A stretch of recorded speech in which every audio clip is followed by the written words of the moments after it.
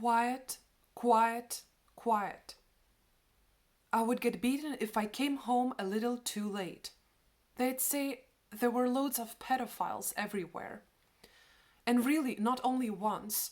I saw men in bushes, pants pulled down, jacking off, staring at children. Maybe just like the thousands of stray cats and dogs one year. They were all taken to the pound, and in the streets were left only the less dangerous bums. The druggies I wouldn't see by daylight. I'd only have to pick their syringes out of the sandbox. You're not a girl. You're a beast.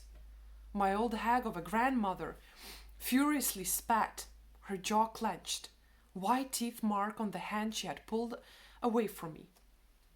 I would have wanted at least one person to tell me, "You're not a beast, you're a girl." But everyone remained quiet. I gave up when a mutt bit me in the street. That old hag said that it was my own fault, because I went down the same street as that rabid dog. The rabies shot was maybe my initiation to beastdom.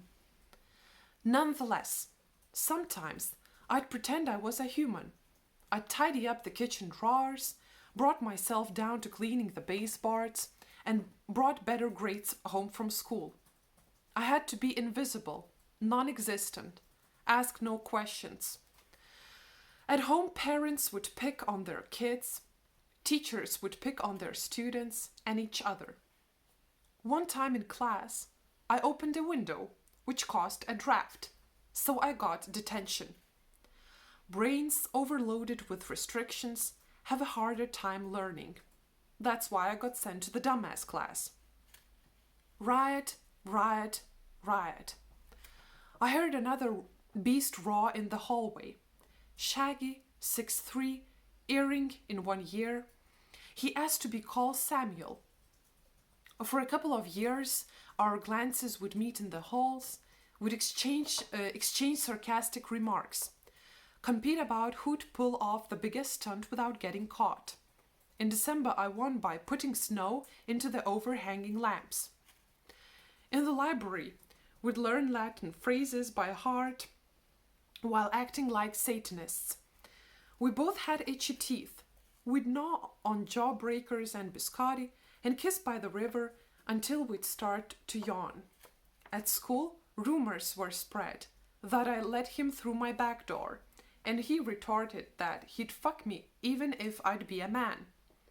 We poured into our empty heads Ginsberg, Kerouac, Bukowski, Chekhov.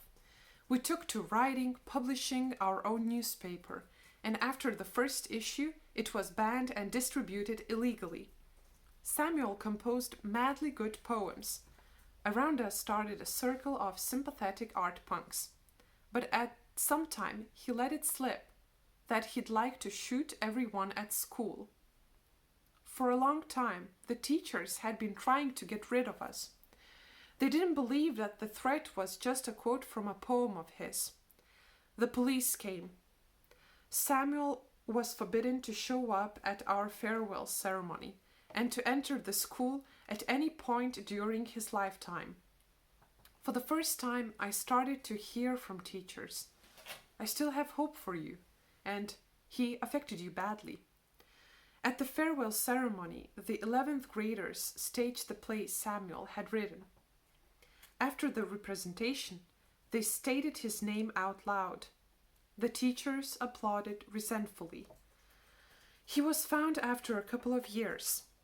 I heard that someone got paid to deliver the carcass so it could be checked for rabies.